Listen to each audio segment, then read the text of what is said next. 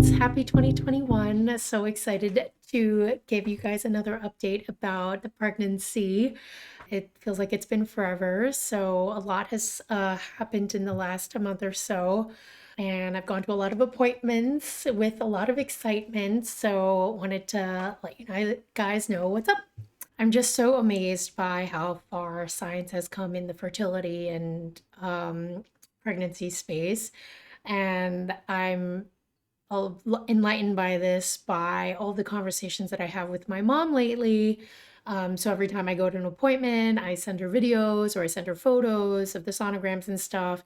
And I constantly get this like surprised reaction from her every time, like, oh my gosh, like, I can't believe they have so much detail and I can't believe they know so much about, your body and what's going on with the baby.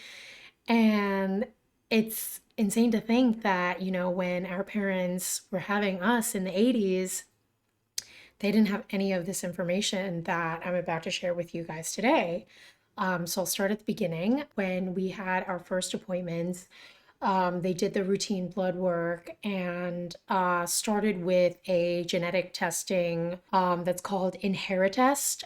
So basically, they test for 115 disorders, and it is all, I guess, recessive traits. So basically, high school biology. If I have a trait, Alex would also have to have the trait in order for it to potentially be passed on to the baby. So in this 115 disorder test, of course, I come back with one, and it's called SMA, spinal muscular atrophy. And it's super scary. I just happened to learn about it through a friend who also happened to have this exact same scare. So I knew exactly what it was when the doctor said it, and I must have looked terrified. And I think with everyone's pregnancy, you have this like small fear in the back of your head that you try to keep pushing aside that something is wrong. And this moment has arrived for me. So the doctor obviously is trying to calm me down, and the next step is for Alex to come in and do the same blood work just to make sure that he doesn't also have this recessive trait. So this is back in December, and I have a small panic attack, get Alex in the door and get tested. And on Christmas Eve, the doctor calls to let us know that Alex is negative for SMA. So that was a huge relief. And we got to move on with pregnancy in happier thoughts. So the next test that I got was called Materna 21 at 11 weeks. So this was now in January. And it's part of a test, I guess, generically called NIPT. So it's non-invasive prenatal testing.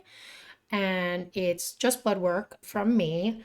And the test basically analyzes cell-free DNA, and that basically gives you the likelihood of certain disorders that your baby could be carrying. So it's just a statistic. It doesn't say definitively, but it's a pretty good statistic. So it's super helpful. And it used to only be offered to women over 35, but since it's non-invasive, they basically offered it to almost everyone at this point. So I was really happy to be able to get it. So if the statistics come back that you have a high risk of a certain disorder, like Down syndrome, for example, then your doctor might offer you a more invasive test, like an amniocentesis or something like that, where you actually take fluid from the like baby. But my testing pretty much came back not negative, but low risk. In fact, the doctor told me that I had the risk of a 20-year-old, so I'll take my compliments where I can get them. And this test was also coupled with another exam where I was sent to a basically like a high def imaging center for a procedure called a nuchal translucency scan. And the simple definition of this is that they literally take the measurement of the back of the baby's neck, And if there's a large measurement, then the baby is at risk for Down syndrome. And if it's a small measurement, then the baby is not at risk for Down syndrome. So, in addition to the neck, it was a really cool appointment because the sonogram technician really went into depth on like a lot of body parts. I was really sad that Alex couldn't come to the appointment. He hasn't been able to go to any of the appointments because of COVID. But usually in my normal doctor's office, the sonogram technician actually allows me to video record the sonogram. At this appointment, the doctor did not allow that, so I got about 25 photos out of the appointment, but it was still really cool to see the baby moving, and then also she kind of like showed me the brain and all these organs which were just blobs to me, but it was really really fascinating to see.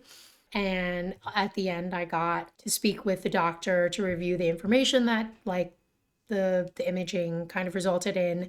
And basically, my baby is low risk for Down syndrome. Oh my God.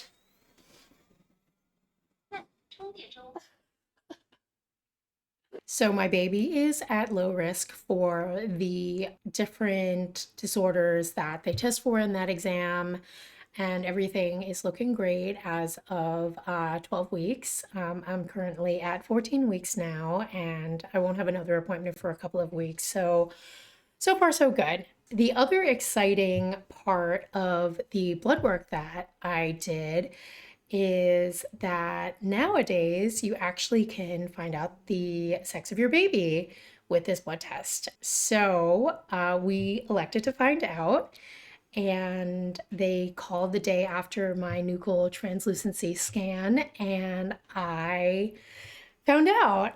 Super excited, obviously, whether it was going to be a boy or a girl. But Alex happened to be napping, and when I found out, so I was so excited that I ran out of the house and went to Magnolia Cupcakes, which is a few blocks away from me, and grabbed a cupcake in color theme and ran home so that I could do a small reveal for Alex, and I will let him announce the sex of our baby. Here's your gift. Should I open it? Yes.